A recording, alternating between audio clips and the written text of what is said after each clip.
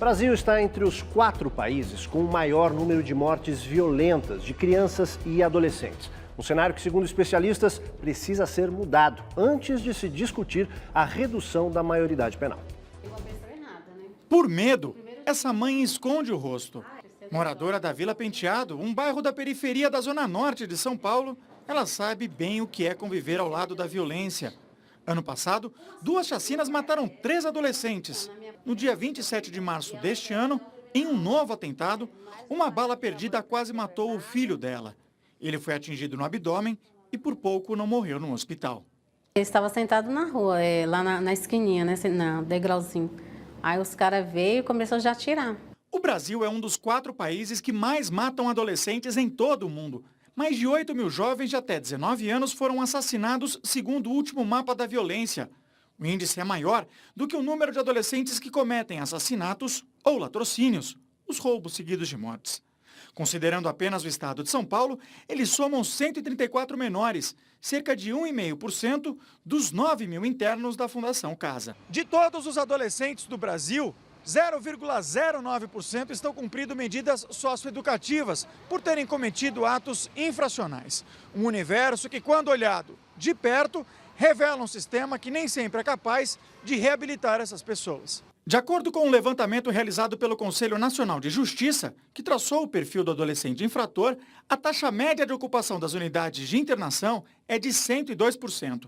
32% delas não têm enfermaria e 21% não tem refeitório. 28% dos jovens entrevistados declararam ter sofrido agressão física por parte dos funcionários. E em menos de 5% dos casos foram aplicados o Plano Individual de Atendimento, uma medida considerada crucial para reabilitar o adolescente que comete um ato infracional.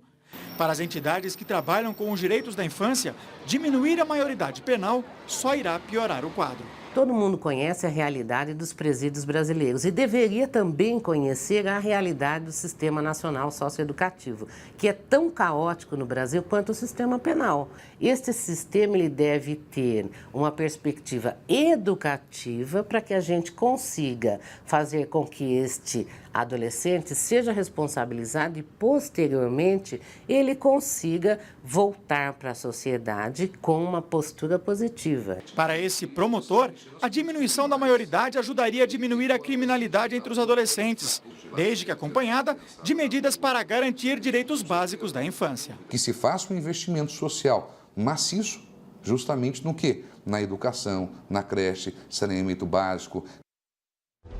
O governador de São Paulo entregou uma proposta ao Congresso para aumentar a punição para menores que praticarem crimes violentos.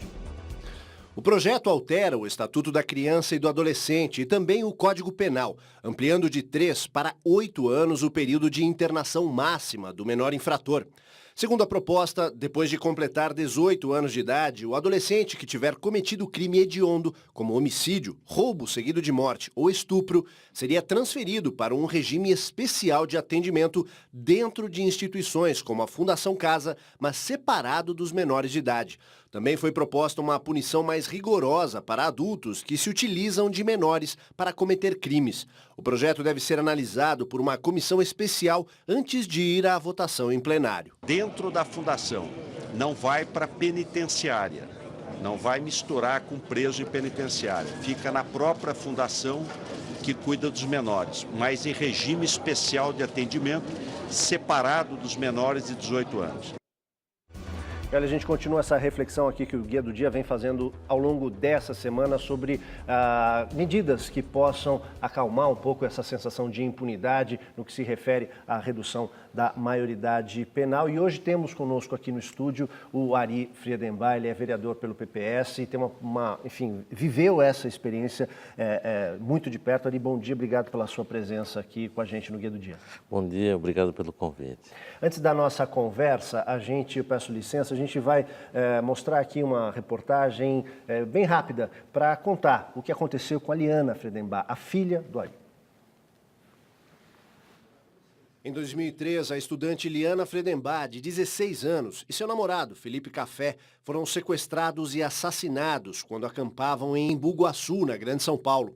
Liana passou 5 dias em cativeiro, onde foi violentada e torturada antes de ser morta.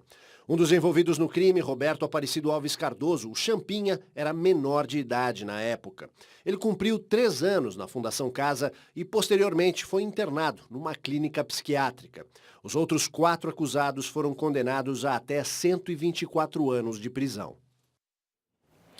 Ari, como é possível conviver com essa sensação de impunidade que a gente vê hoje, né? Você acha que a redução da maioridade penal traria uma solução, acalmaria isso e seria uma solução para o problema ou não? Bom, primeira coisa eu acho de que a gente precisa mudar essa forma de ver a coisa, porque assim, não é uma sensação de impunidade, é absoluta impunidade mesmo. Sensação é uma coisa etérea. A gente vive uma questão de absoluta impunidade. Eu entendo de que a redução da maioridade penal é um tremendo de um equívoco. Não entendo que isso vá resolver ou vá melhorar o problema, muito pelo contrário. Eu acho que isso vai agravar sobremaneira. Pelo seguinte, você reduzir a maioridade penal, como está muito em voga no debate atualmente, para 16 anos, você vai ter alguns problemas. Primeiro, você vai criminalizar todo ato a partir dos 16 anos, ou seja, um jovem que cometa uma pequena infração, hoje uma infração, vai se tornar um criminoso com 17 anos, um jovem que roube uma bicicleta, por exemplo, vai ser processado criminalmente e colocado num sistema carcerário que todos nós sabemos que não recupera ninguém, que está um caos. Por outro lado, o menor de 16, de 14 anos, de 15 anos que cometa um latrocínio, um homicídio, um estupro, vai continuar impune. Então eu acho de que nós vamos agravar o problema. Hoje o traficante que recruta um jovem de 16, 17 anos vai começar a recrutar mais jovens também. Então não entendo que esta seja uma solução. O que é que você propõe? A minha proposta já há alguns anos é um pouco diversa. Ela propõe o quê? Todo jovem que cometa atos infracionais graves, ou seja, crimes graves, homicídio, latrocínio, sequestro, estupro, para esses casos especificamente, eu proponho que ele responda criminalmente pelo seu ato, independente da sua idade. E se condenado, e essa condenação deveria passar por uma avaliação psiquiátrica desse jovem, e condenado ele deveria cumprir pena numa unidade da FEBEM, da Fundação Casa, hoje, específica para jovens que cometem crimes, até completar sua maioridade e terminar de cumprir sua pena a partir daí num sistema carcerário comum. Além desse marco legal, medidas socioeducativas que de fato recuperem são fundamentais, né? Bom, isso não tem a menor dúvida que precisa ser repensado, reestruturado, todo o nosso sistema, tanto carcerário para os maiores de idade, como para os menores. O que nós temos hoje, na verdade, são verdadeiras masmorras. Nós colocamos as pessoas em formas subhumanas, e obviamente essas pessoas um dia vão sair, vão retornar para a sociedade. Então nós precisamos pensar qual é o modelo que nós temos e o que nós queremos. Não é possível imaginar que um jovem pode entrar na Fundação Casa hoje absolutamente superlotada, com um atendimento inadequado, e ele tenha condições de ser recuperado e ressocializado, como é o objetivo, assim como o preso maior de idade, que hoje passe 10 anos preso, e ele vai sair e vai devolver para a sociedade tudo que ele recebeu. Você faz parte do Legislativo Municipal. Essa é uma questão que depende do Legislativo Federal.